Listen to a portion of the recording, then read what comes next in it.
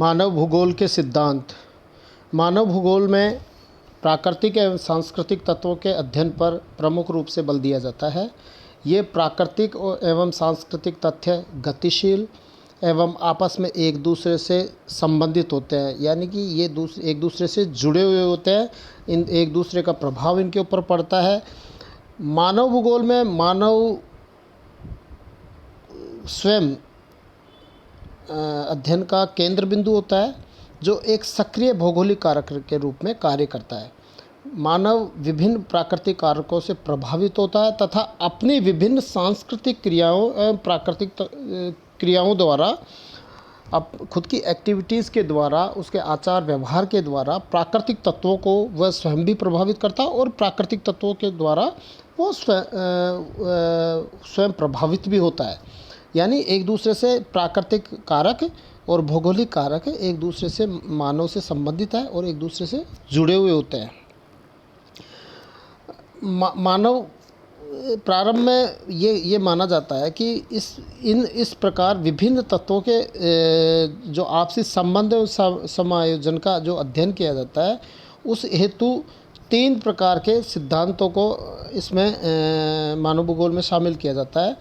इन 3 प्रमुख सिद्धांतों का जो रूप है उनको कहते हैं कि पहला है क्रियाशीलता का सिद्धांत या प्रिंसिपल्स ऑफ एक्टिविटी।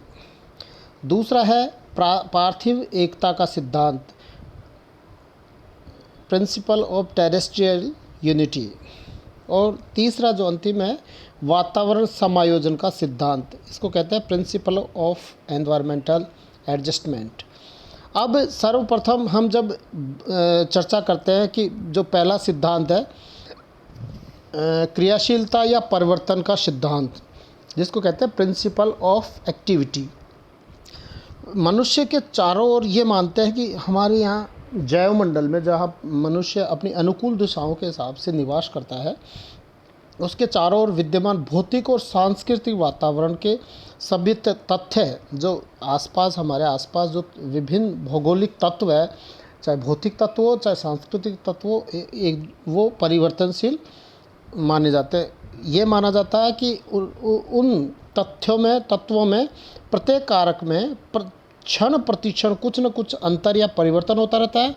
स्वयं पृथ्वी एवं पृथ्वी पर विद्यमान सभी तत्व, जड़ चेतन हो, जड़ हो, पेड़ पौधे हो, जीव जंतु हो, या विभिन्न प्रकार की जो चट्टानें हो, चाहे स्थलाकृतियाँ हो, या सूर्य से प्राप्त होने सूर्य तप हो, वो सभी एक जिनको प्राकृतिक और सांस्कृतिक सभी या भौतिक तत्वों में बांटा जाता है, वो सभी समय के साथ बदलते रहते हैं। हमारे चारों ओर जितने भी वस्तुएं वे सब परिवर्तनशील है। ये ही सिद्धांत क्रियाशीलता का सिद्धांत या परिवर्तनशीलता का सिद्धांत कहते हैं। इसके बारे में प्रसिद्ध विद्वान जीन ब्रून्स ने अपनी book principles of human geography में कहा है कि प्रत्येक वस्तु या तो बढ़ रही है या घट रही है, वास्तव में कुछ भी गति रहित या स्थायी नहीं है। यानी कि सब कुछ गतिशील है या परिवर्तनशील है, क्योंकि भूगोल के भौतिक तथा मानवीय तथ्य निरंतर परिवर्तनशील दृष्टि से परिवर्तन होते हैं। इसीलिए इनका परिवर्तनशील दृष्टि से अध्ययन किया जाना चाहिए। ये जीन ब्रून्स ने अपने बुक में लिखा है, और उसमें इन्होंने कहा कि प्रकृति में प्रत्येक जीव या पदार्थ का एक जीवन काल होता है, वो साइक्लिक रूप से बदलते रहते हैं, उनमें परिवर्तन होता है। प्रत्येक तत्व की उत्पत्ति, विकास और समाप्ति यानी अंत होता है। उत्पत्ति होगी, उसका विकास होगा और उसका लास्ट में अंत होगा या समाप्त होगा। इस प्रकार का उस तत्व या जीव विशेष का जीवन चक्र, जो चक्रीय रूप में कहते हैं कि इस चक्रीय रूप में होता है। जीवन चक्र में भौतिक और सांस्कृतिक तत्वों की उत्पत्ति, बाल्यावस्था, प्रौढ़ावस्था, जीर्णावस्था या समाप्ति का जो अंतिम रूप होता है, क्षण प्रतिक्षण चलता रहता है। परिवर्तन सजीव और निर्जीव दोनों कारकों में हर समय होता रहता है, ये मान के चलता है। तो कुल मिला के यह है कि उत्पत्ति, विकास और समाप्ति या अंत सभी जो जैविक और अजैविक तत्व है उनमें पाया जाता है। उनका एक जीवन काल होता है, जीवन चक्र होता है, ये माना जाता है। स्वयं जलवायु में भी परिवर्तन होता रहता है। जलवायु के विभिन्न घटक ये माना जाता है कि भौतिक जो मेन कारक है जलवायु, जिसके कारण से परिवर्तन इस धरातल पे होते हैं, उस स्वयं जलवायु में भी परिवर्तन होता रहता है कि विभिन्न घटक तापमान, आर्द्रता, हवा, वायुदाब, ये भी क्षण प्रतिक्षण बदलते रहते हैं और इनमें परिवर्तन पाया जाता है। पर्यावरण चाहे भौतिक हो चाहे सांस्कृतिक हो, गतिशील और परिवर्तनशील रहता है। इसीलिए कहा जाता है कि परिवर्तन ही प्रकृति का नियम है। अब ये मानते हैं कि जो क्रियाशीलता का सिद्धांत है, उसके प्रमुख जो शक्तियाँ हैं जो परिवर्तन लाती है या बदलाव लाती है, उनका जब विभाजन करने की बात आती है तो उनको 3 प्रमुख वर्गों में बांटते हैं। पहला है भौतिक शक्तियाँ या फिजिकल फोर्सेस। भौतिक शक्तियों को हम फिर एक 4 उप विभागों में विभाजित करते हैं। उनमें पृथ्वी के, यहाँ देख रहे हैं आप, पृथ्वी के ग्रहीय संबंध, दूसरा है पृथ्वी की आंतरिक शक्तियाँ, तीसरा सौर शक्ति और चौथा पृथ्वी की या गुरुत्वाकर्षण शक्ति।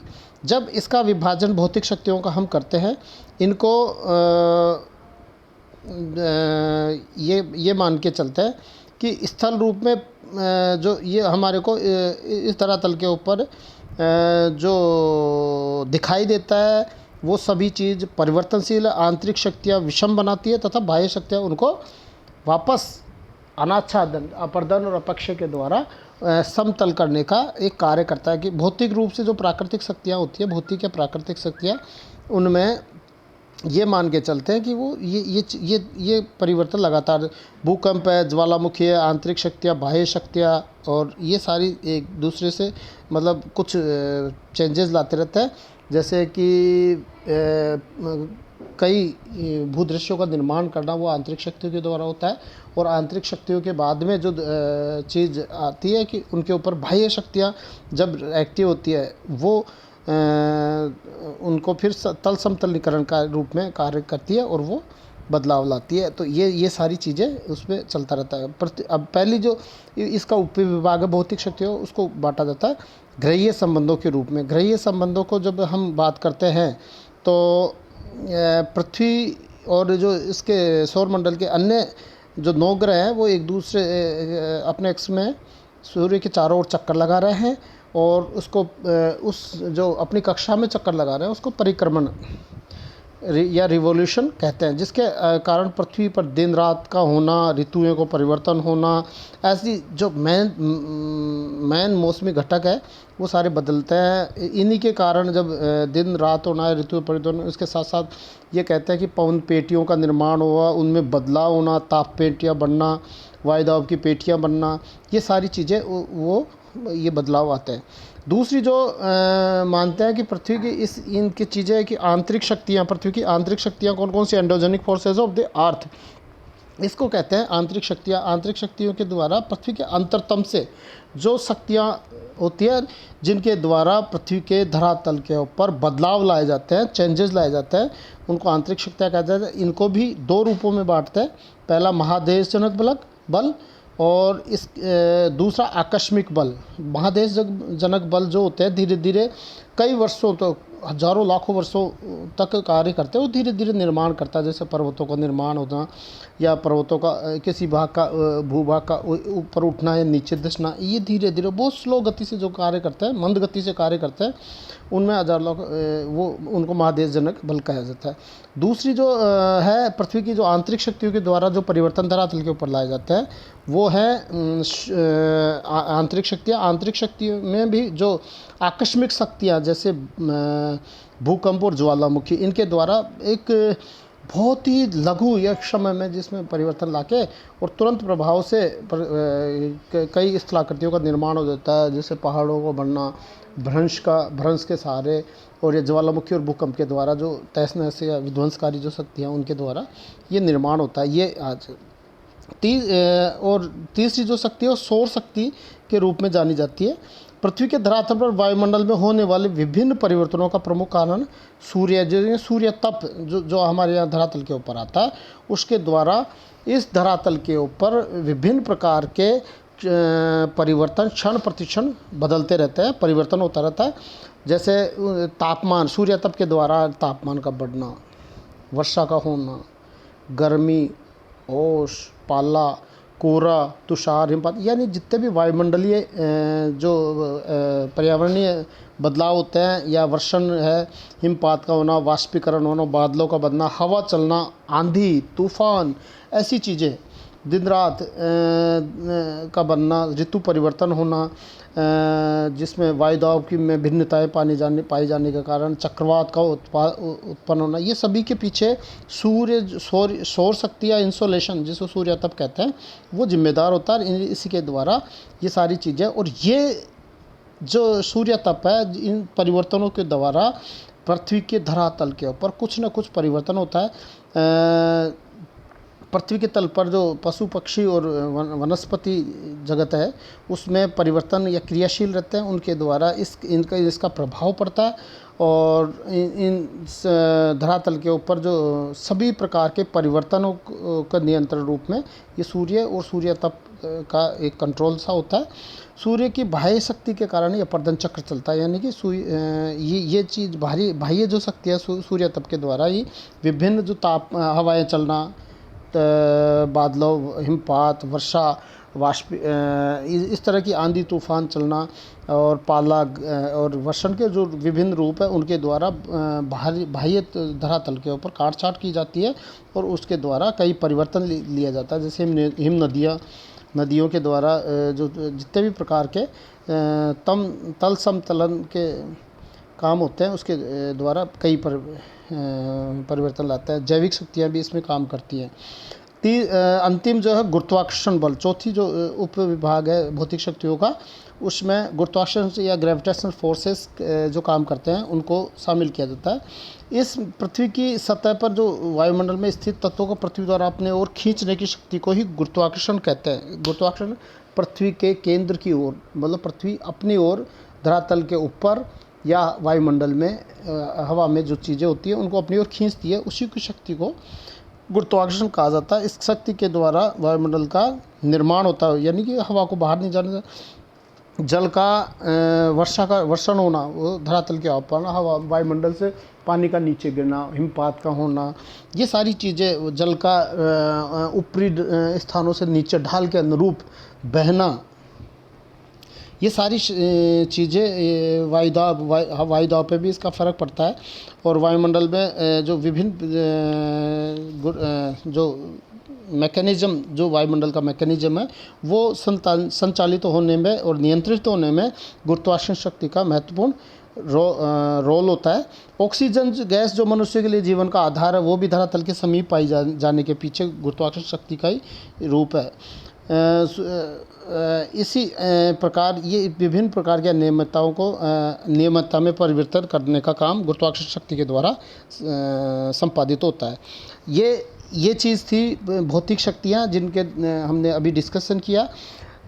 जो प्रमुख क्रियाशीलता के सिद्धांत में जो दूसरी शक्तियाँ पाई जाती है, वो जैविक शक्तियाँ के रूप में हम जानते हैं। जैविक शक्तियाँ जब हम डिस्कस करते हैं, उन जैविक शक्तियों के रूप में करने के साथ ये मानते हैं कि धरातल के ऊपर जो विभिन्न प्रकार के पेड़ पौधे, जीव जंतु कई प्रकार की क्रियाओं को संचालित करते हैं। जैसे पेड़ पौधे अपर्दन और उत्प्रेक्षण की क्रिया को शिथिल कर मिट्टी का, मतलब उसमें जड़ों के द्वारा वो अपने ढीला कर देते हैं, बांधते भी हैं पेड़ पौधे। ये बहुत इम्पोर्टेंट है कि दोनों काम करते हैं। चट्टानों में जब जड़ें, दरारों में जड़ चली जाती है, तो उसको चौड़ा करती है, पेड़ों की जड़ें अंदर की ओर घुसती जाती है, और एक तरफ लूज मिट्टी होती है या धरातल के ऊपर अगर जड़ें होती है, वनस्पति जो होती है, वो उसको कटाव होने से बचाती भी और चट्टानों को शिथिल भी करती है। इसके पीछे एक कारण होता है। उसी प्रकार से विभिन्न प्रकार के जो जिनको जीव जंतु जो बिल खोदना है, अपने काम से लेके कार्य करते हैं, वो कार्य भी अपर्दन और अपक्ष दोनों में देता है। पेड़ पौधों की सड़ी गली पत्तियों से हुमस तत्व बना के मृदा का निर्माण होता है। ये सारी चीज़ें मतलब धरातल में जो जीव जंतु अपनी गुफाएं बनाना है, बिल बनाना है, या अपने आवास के रूप में काम करते हैं।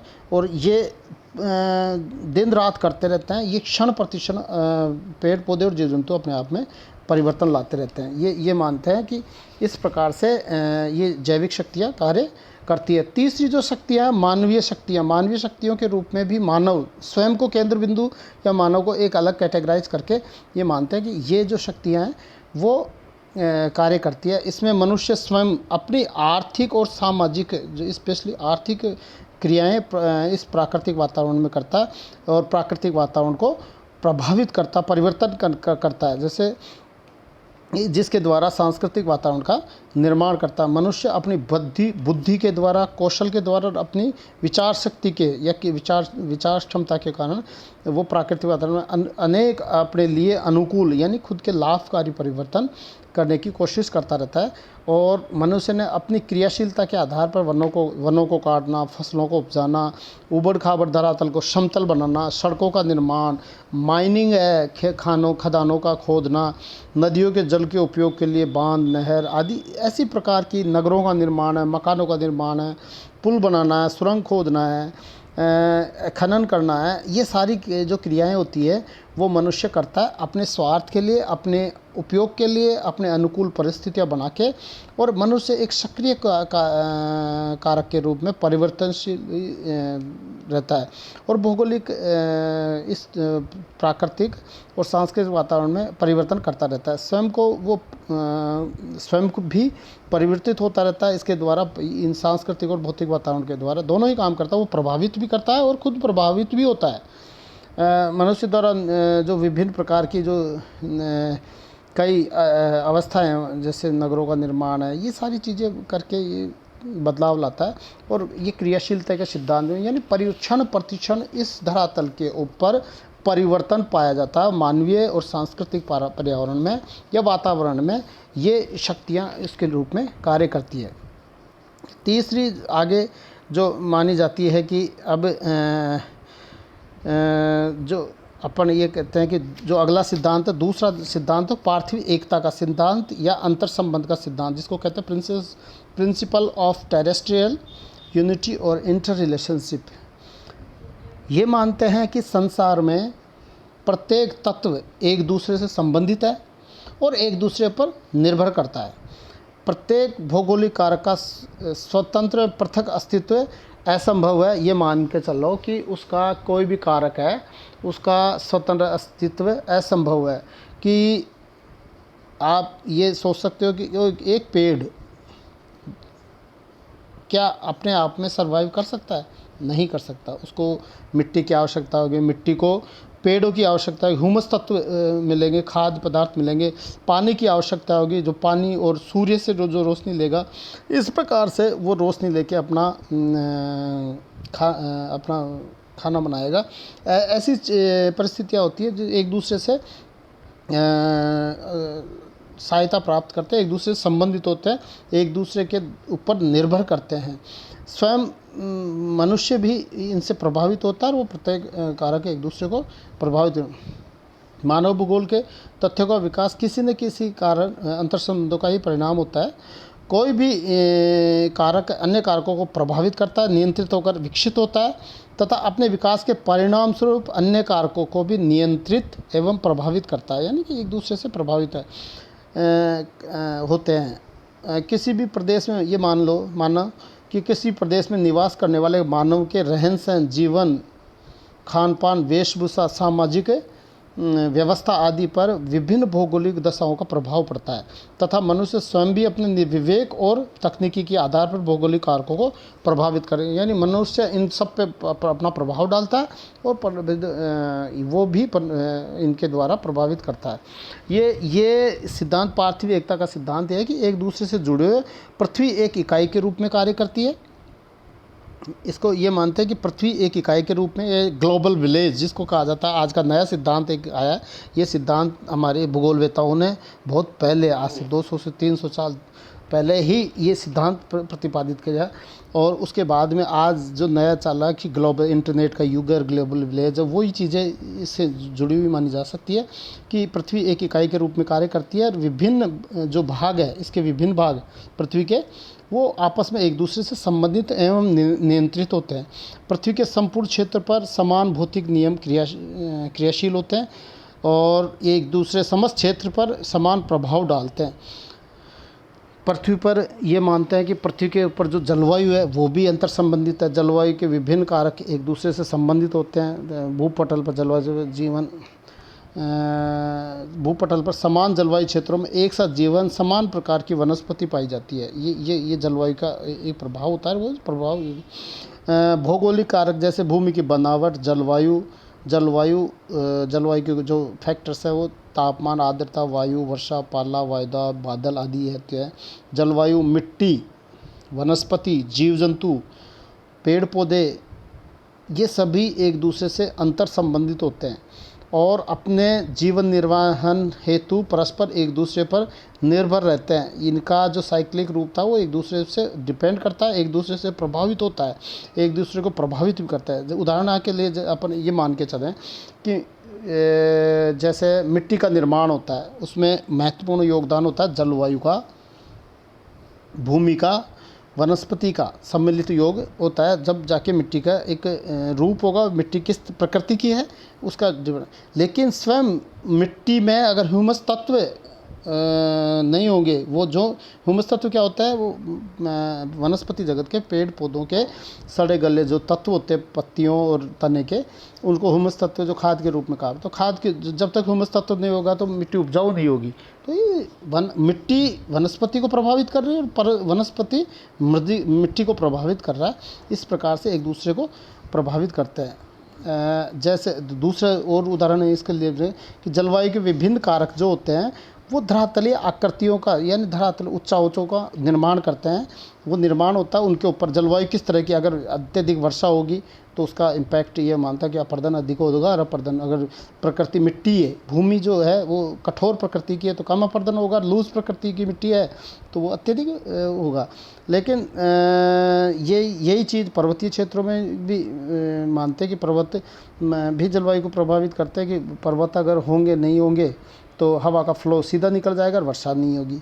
तो ये आपस में एक दूसरे से जुड़े हुए होते हैं और प्रभावित करते हैं। इसी प्रकार से ये मानता है कि ये जो वनस्पति हो, जलवायु क्षेत्र में विभिन्न प्रकार की वनस्पति, अगर आर्द्र और उष्ण जलवायु है तो वनस्पति अलग तरीके की सघन वन पाए जाएंगे। और यही चीज़ है कि शीतोष्ण क्षेत्र, शीत क्षेत्रों में जहाँ बर्फीले क्षेत्र है वहाँ कोणधारी वनों का विकास होगा। ये सब जलवायु का उसके आर्द्रता और उसके तापमान पर प्रभावित करते हैं। भौगोलिक वातावरण एक दूसरे से संबंधित होते हैं और एक दूसरे से जुड़े होते हैं। प्रसिद्ध जर्मन विद्वान जो थे और भूगोलवेत्ता थे फ्रेडरिक रेडजेल, उन्होंने एक पुस्तक लिखी थी एंथ्रोपोज्योग्राफी, जिसमें पार्थिव एकता के सिद्धांत पर सर्वाधिक बल दिया था। और ये पार्थिव एकता का जो सिद्धांत है उसमें उनके बारे में उन्होंने उसमें लिखा है कि मानव भूगोल के दृश्य पार्थिव एकता से संबंधित है और केवल उसी के द्वारा समझाए जा सकते हैं। प्रत्येक स्थान पर भौगोलिक दृश्य वहाँ के वातावरण से संबंधित है और वातावरण स्वयं भौतिक दशाओं का एक योग होता है। यही चीज़ अगर मान लीजिए कि मानवीय भूपटल पर मानवीय क्रियाओं का अध्ययन भौगोलिक वातावरण के संदर्भ में किया जाता है। पृथ्वी के विभिन्न तत्वों के पारस्परिक संबंधों पर भी बल दिया जाता है और भौगोलिक एकता के रूप में उसको स्पष्ट किया जाता है। इन्हीं की शिष्या थी कुमारी सैमपुल, रेडजेल की शिष्या थी। उन्होंने भी अपनी पार्थिव एकता के सिद्धांत को अपनी पुस्तक में महत्वपूर्ण बताया। उन्होंने लिखा है कि मानव के विभिन्न क्रियाकलापों का अध्ययन वैज्ञानिक रूप में उस पृथ्वी के बिना नहीं किया जा सकता जिस पर खेती करता है, स्वयं मानव खेती करता है, यात्राएं करता है तथा सामुद्रिक व्यापार करता है। ये चीज़ है कि वो ये आपस में जुड़े हुए हैं एक दूसरे से और ये एक इकाई के रूप में काम करता है, पार्थिव के एक दूसरे से संबंधित है।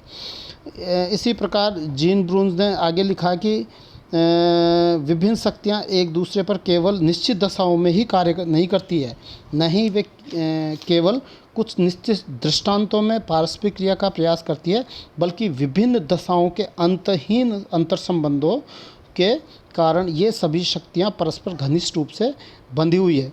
पार्थिव एकता का सिद्धांत एक शाश्वत विश्वसनीय सत्य है जो प्राचीन काल से ही विद्यमान रहा है। हमारे ब्रह्मांड में विद्यमान प्रत्येक तारे एक दूसरे की आकर्षण शक्ति द्वारा संतुलित अवस्था में है। उसी प्रकार पृथ्वी के धरातल पर विद्यमान प्रत्येक भौगोलिक कारक एक दूसरे पर निर्भर, एक दूसरे से नियंत्रित होते रहते हैं। अंतर संबंध का जो सिद्धांत है वो इस बात के लिए भौतिक या मानवीय तथ्यों का रूप में कहते हैं कि नदियों का उद्गम एक दूसरे को नियंत्रित करता रहता है। नदियों का उद्गम पर्वतों से होता है, लेकिन नदियां अपने आप जब तलछट बहा के लेके जाती है वो भूषण नदियों में जमा करती है, और भूषण नदियों में अत्यधिक तलछटों का जमाव हो जाता है। एक स्टेज ऐसी आती है होम्स या कोबर के सिद्धांत के अनुसार कि वही भूषण नदियाँ बाद में पर्वतों का निर्माण करती है। तो यानी नदियों का निर्माण पर्वतों से हुआ और पर्वतों का निर्माण नदियों ने किया तलछट जमा के। तो एक दूसरे से अंतर संबंधित ये भी स्पष्ट करता है। इसके बाद में पार्थिव एकता के सिद्धांत का स्पष्टीकरण के रूप में प्रकृति में विभिन्न दृष्टांत मिलते हैं कि जिनको हम यहाँ उल्लेख करते हैं कि पृथ्वी पर हम जिस स्थल मंडल, जल मंडल तथा वायुमंडल तीनों में मिलने वाली उन सामान्य दशाओं से जुड़े जिनमें जीवों के विकास के लिए अनुकूल वातावरण मिलता है तथा सम्मिलित परिमंडल को जीव मंडल कहते हैं। सम्मिलित जो तीनों का से एक अनुकूल परिमंडल पाया जाता है उसको जीव मंडल या जैव मंडल कहते हैं। और इसी में मानव और अन्य जीव जंतु अपना विकास करते हैं और ये एक दूसरे को प्रभावित करते हैं। वायुमंडल में विद्यमान जो सूर्य तथा पृथ्वी पर विषम वितरण से ही विभिन्न वायुदाब पेटियों की उत्पत्ति होती है। कहने का मतलब जो सूर्य तप पृथ्वी के धरातल पर प्राप्त होता है, भूमध्य रेखीय क्षेत्रों में अत्यधिक सीधीकरण प्राप्त होना, अत्यधिक मात्रा में प्राप्त होना सूर्य तप का, तो उष्ण वायुदाब पेटी यानी निम्न वायुदाब की पेटी, उच्च तापमान के कारण निम्न वायुदाब की पेटी उत्पन्न होती है। उसके कारण अनुवर्ती क्षेत्रों में वही वायुदाब पेटी, ऐसे शीत क्षेत्रों में जब जहाँ तिरछी किरणें पड़ती है वहाँ उच्च वायुदाब की पेटी का प्रभाव होता है। इस तरह से ये चीज़ एक दूसरे पे प्रभाव डालते हैं और इन्हीं के द्वारा जब यही मानते हैं कि वायुदाब की पेटियों के द्वारा ही पवनों का दिशा और वेग नियंत्रित होता है, पवनों के साथ बादल जाते हैं, बादलों के साथ समुद्री लहरें भी इसी प्रकार से इन्हीं हवाओं को फॉलो करती है। ये बादलों बनना, बरसात होना, ये सारी चीज़ें ये एक दूसरे से वो जुड़ी हुई रहती हैं। इसी प्रकार से कि पर्वत ये मानते हैं कि भूपटल की मुख्य संगठक चट्टानों से अनाच्छादन के उपरांत मृदा का निर्माण होता है तथा मृदा प्रत्यक्ष अप्रत्यक्ष रूप से संपूर्ण जीवमंडल को जैविक आधार प्रदान करती है। भूपटल पर विभिन्न वानस्पतिक क्षेत्र विकसित होते हैं, ये मृदा के ऊपर होता है। प्रकृति में मिलने वाली पार्थिव एकता से ये मानते हैं कि मनुष्य का घनिष्ठ संबंध होता है, जहाँ प्राकृतिक परिवेश उसका जो पर्यावरण है वो अनुकूल होता है। मानव समुदाय बहुलता से क्रियाशील रहता है, एक्टिव रहता है मानव, लेकिन विषम जलवायु तथा धरातल पर विरल बसावट होती है। ये कारण है। विषम जब परिस्थितियाँ होती है तो वहाँ कम बसावट होगी और जब अनुकूल परिस्थितियाँ होगी वहाँ अधिक होगी। वर्तमान में सूचना प्रौद्योगिकी के युग में मानव ने संपूर्ण पृथ्वी को एक गांव यानी ग्लोबल विलेज का कॉन्सेप्ट नया है, ये दिया है। स्पष्ट है कि प्राकृतिक वातावरण की तरह सांस्कृतिक वातावरण में भी पार्थिव एकता पाई जाती है। इसी प्रकार से तीसरा जो सिद्धांत हम अब बात करते हैं कि वो है वातावरण समायोजन का सिद्धांत। ये मानव भूगोल का तीसरा सिद्धांत है, वातावरण समायोजन का सिद्धांत। इस सिद्धांत में ये कहते हैं कि जो पृथ्वी के धरातल के ऊपर विभिन्न प्रकार की जो क्षेत्रीय विभिन्नताएं पाई जाती है, उस क्षेत्रीय विभिन्नताओं में कई तरह के अलग अलग वो प्राकृतिक वातावरण की विभिन्न तत्व जैसे भूमि, बनावट, जलवायु के कारक आदि, सामाजिक, आर्थिक, सांस्कृतिक वातावरण के रहन सहन, खान पान, वेशभूषा, रीति रिवाज आदि तत्व भी विभिन्न क्रियाओं को प्रभावित करते हैं। सांस्कृतिक एवं प्राकृतिक वातावरण के विभिन्न आधार पर इन कारकों के साथ अनुकूलन करता है। विभिन्न कारकों तत्वों के द्वारा प्रभावित होने के साथ ही मनुष्य अपनी बुद्धि और कौशल टेक्नोलॉजी के द्वारा इन कारकों में अपने अनुसार कारकों के साथ अनुकूलन करता है। इसको अनुकूलन कहते हैं। कठिन परिस्थितियों को अपने जीवन निर्वाह के अनुसार संपादित करने की चेष्टा करता है, यानी कि विपरीत परिस्थितियाँ होती है उसमें वो अपने आप को बदलने की कोशिश करता है। और पृथ्वी के विभिन्न क्षेत्रों में सामाजिक, सांस्कृतिक, आर्थिक, प्राकृतिक आदि तत्वों में विविधता पाई जाती है। अतः एक प्रदेश से दूसरे क्षेत्र, प्रदेश या क्षेत्र में जाने पर मनुष्य को जो विभिन्नताओं का सामना करना पड़ता है, जिसके कारण उसे अपने जीवन निर्वाह वातावरण के साथ समायोजन करना पड़ता है, यानी एडजस्टमेंट करके चलना पड़ता है। इस सिद्धांत को क्षेत्रीय विभेदीकरण या क्षेत्रीय विविधता का सिद्धांत भी कहते हैं। यानी कि एक स्थान से जब मनुष्य दूसरे स्थान पर जाता है तो उसको वहाँ की परिस्थितियाँ अलग मिलती है। उन परिस्थितियों में चाहे वो भौतिक वातावरण हो, उच्चावच हो, या सांस्कृतिक वातावरण हो, खान पान, रहन सहन, वेशभूषा, भाषा, बोलचाल, ये सारी चीज़ें वहाँ दूसरे प्रदेश में जाने पर डिफरेंट मिलेगी। उनमें वो बदलाव करता है और बदलाव करने के बाद में वो अपने आप को उसमें उसके रूप के अनुरूप अपने आप को बदलने की कोशिश करता है। पृथ्वी के धरातल के ऊपर अनेक विविधताओं से युक्त धरातल है, जहाँ पर्वत, पठार, मैदान, झील, ये सारी चीज़ें अलग अलग चीज़ें थे। इन चीज़ों में भौतिक वातावरण में, जलवायु में तापमान, वर्षा, पाला, ओश, वायुदाब आदि जो वितरण धरातल के ऊपर वो भी विषमताएं पाई जाती है। उनके अंदर भी मनुष्य, जैसे कि भूमध्य रेखीय क्षेत्रों में उच्च वायुदाब, उच्च तापमान और निम्न वायुदाब, तीव्र वर्षा होती है, गर्मी पड़ती है, सूर्य की किरणें, सूर्य तब अत्यधिक मात्रा में होता है, या वहाँ के आर्द्र जलवायु पाई जाती है। ये सारी चीज़ें जब होता है। और इसी तरह रेगिस्तानी क्षेत्रों में वनस्पति कम होती है, तापमान उच्च होता है, शुष्क होता है, वर्षा की कमी, वनस्पतिहीन होता है। ये ऐसी परिस्थितियाँ पाई जाती है। इसी प्रकार सांस्कृतिक वातावरण के तत्व, रहन सहन, खान पान, रीति रिवाज, परिवहन, उद्योग, बैंकिंग व्यवस्था, तकनीकी आदि को भूतल पर अनेक विषमताएं पाई जाती है। इन विविधताओं एवं विषमताओं के कारण एक क्षेत्र के मनुष्य जब दूसरे क्षेत्र में या प्रदेश में जाते हैं तो धीरे धीरे उसमें वहाँ के वातावरण के अनुसार अपने को बदलने की कोशिश करते हैं। और इसी बदलने की कोशिश या बदलाव को वातावरण समायोजन का सिद्धांत कहा जाता है। वातावरण के साथ समायोजन करने के लिए मनुष्य दो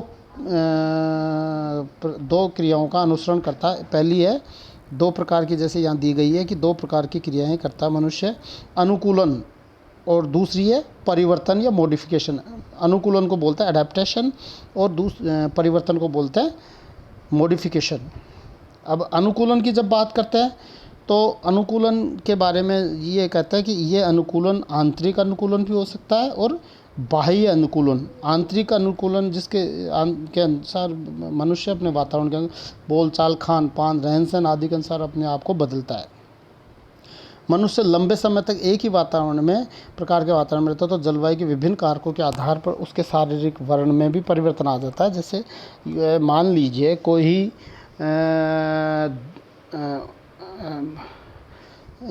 अफ्रीकन मानव है या यूरोपियन कोई मानव है, वो इंसान है, यूरोप से बस के जाके और अफ्रीका के केन्या में या हमारे दक्षिण में तमिलनाडु में जाके रहने लग जाता है। तमिलनाडु में जब मान लीजिए भारत में आके वो तमिलनाडु में रहने के लिए कोई परिवार आ जाता है, तो परिवार आने के बाद में वो वहाँ जाएगा तो वहाँ अलग परिस्थितियाँ होगी। उसको जर्मनी या इटली में अलग परिस्थितियाँ पाई जाती है। जर्मनी की कोई परिवार है मान लीजिए, वो भारत में आता है और भारत के तमिलनाडु या चेन्नई में जाके रहता है, तो वहाँ ठंडा प्रदेश पाया जाता, भौतिक रूप से वो जो वातावरण था वो ठंडा पाया जाता था। और दूसरा जो है वो ये मानता है कि यहाँ आने के बाद में उसको गर्म प्रदेश में, तो पहली चीज़ तो उसको भौतिक रूप से उसको अपने आप को बदलाव, चेन्नई में आया तो वहाँ तमिल भाषा बोली जाएगी, बोलचाल में उसको अपने आप को सीखना पड़ेगा। मार्केट जा रहा है या कहीं और इधर उधर जा रहा है, ऑफिस में जा रहा है, तो वहाँ हमें हर इंसान तो उसको जर्मन या इंग्लिश बोलेगा नहीं, वहाँ तमिल या उसको अपने आप। खान पान के मामले में भी ये चीज़ है कि वो लिमिटेड में बाज़ार में अगर जाएगा खान पान उसको अपने आप बदलेगा। वहाँ जो खान पान है, चावल है या और चीज़ है जो भी उनका, इडली डोसा या ऐसी चीज़ जो भी है वहाँ के लोकल जो खान पान है, उसमें भी रहन सहन का स्तर भी तरीका अपने आप बदल। तो ये सारी चीज़ें कि मानते हैं कि उसका अपने आप में बदल होता है। तो जब ये चीज़ बदलते हैं तो उसको कहते हैं आंतरिक अनुकूलन। धीरे धीरे उसका ये तो यही चीज़ें, और इसको भी आंतरिक अनुकूलन को भी ये मानते हैं कि दो तरह से बांटा जाता है। पहला ऐच्छिक और दूसरा अनैच्छिक या प्राकृतिक जो होता है। ऐच्छिक और प्राकृतिक को भी अपन ये मानते हैं कि जब ऐच्छिक में जब अपने आप से मनुष्य दिल से वो बदलने के लिए भाषा सीखता है या बाज़ार से खरीद जो भी चीज़ है, रहन सहन खान पान के बारे में जानकारी लेता है, उसके बारे में बदलाव करता है, अपने आप भाषा सीखता है, उसको ऐच्छिक अनुकूलन कहा जाता है। और यही अनैच्छिक मतलब जैसे कि कोई इंसान, जर्मनी का इंसान आके चेन्नई में रह रहा है, उसमें धीरे धीरे वो उसकी पीढ़ियों में, आगे आने वाली पीढ़ियों में, ये तो इंस्टेंट तो ये भी कि 2-4-6 महीने बाद में अगर तेज़ धूप में रहेगा तो स्किन काली पड़ने लग जाती है, और पीढ़ियाँ धीरे धीरे उसकी पीढ़ियाँ भी थोड़ा सा डार्क कलर में पैदा होने लग जाएंगे बच्चे। तो ये अनैच्छिक परिवर्तन, इसको अनुकूलन कहा जाता है। और या प्राकृतिक अनुकूलन इसको कहा जाता है। बाह्य रूप के जो अनुकूलन है वो ये कहते हैं कि बाह्य रूप के जो अनुकूलन हमारी स्किन वगैरह में जो परिवर्तन लाते हैं वो बाह्य अनुकूलन कहलाता है। नेक्स्ट जो है कि वो ये कहते हैं कि रूपांतरण या परिवर्तन।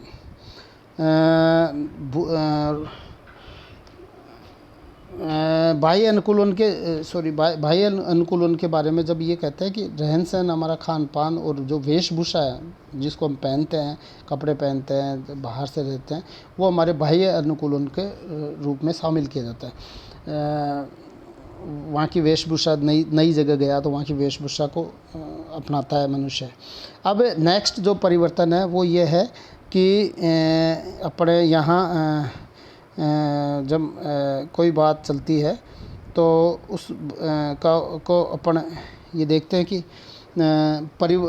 अनुकूलन के बाद में कोई चीज़ होती है, उसको कहते हैं किसी भी वातावरण में परिवर्तन दूसरा रूप है वातावरण समायोजन का। किसी भी वातावरण में अपने अनुकूल परिवर्तन कर लेना, मतलब उसमें बदलाव भी कर लेना। प्राकृतिक वातावरण के जो विभिन्न कारकों में से कठोरता, अगर मान लीजिए कहीं दूसरे वातावरण में आप जाके रहता है इंसान, मनुष्य रहता है, तो कृत्रिम उपाय से बदलाव करने की कोशिश करता है, कृत्रिम नए तरीके अपनाता है, कृत्रिम डायरेक्ट वो बदलाव करता है। ये तो शरीर को ही अपने आप को ढालना। दूसरा कृत्रिम रूप से जैसे कि एसी का लगाना। गर्म प्रदेश में जाके अगर कोई ठंडे प्रदेश का लोग रहेगा तो उसको गर्मी लगेगी और एसी लगाएगा, ठंडा।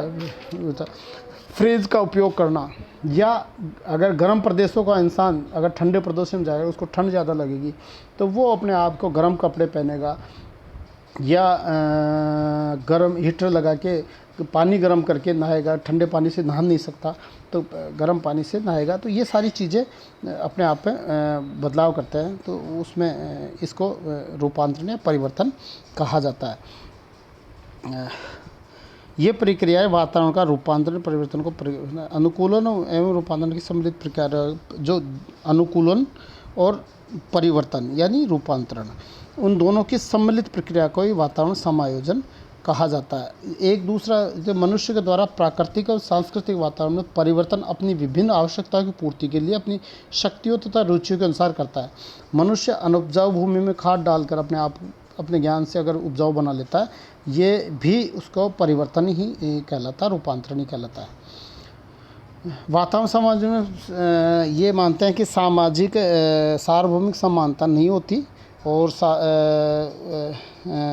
वरन स्थानिक भिन्नता मिलती है, जिसे समायोजन का प्रादेशिक पक्ष भी कहते हैं कि एक प्रदेश से दूसरे प्रदेश में जाने पर उसमें एक दूसरे से वही जो पक्ष होंगे वातावरण के, सांस्कृतिक और प्राकृतिक वातावरण में जो परिवर्तन लाते हैं, वो सांस्कृतिक और वातावरण में पहाड़ी ढालों पर सीढ़ीदार खेती करना। प्राकृतिक वातावरण में परिवर्तन ये दिया गया है कि पहाड़ी ढालों पर सीढ़ीदार कृषि करना, मृदा को खाद डालकर उपजाऊ बनाना, सिंचाई के विकास के लिए नहरें बनाना, नहरों के अलावा भी और दूसरे उपाय अपनाते हैं, उनको भी प्राकृतिक परिवर्तन कहा जाता है। सांस्कृतिक परिवर्तन में भाषा, संस्कृति, खान पान, रहन सहन में बदलाव लाना, ये सारी चीज़ें होता है। पर्वतीय क्षेत्रों में सीढ़ीदार विकसित खेती कर लेते हैं, उसको भी ये सुरंगें बनाना, ये सारी चीज़ें प्राकृतिक परिवर्तनों में शामिल किए जाते हैं।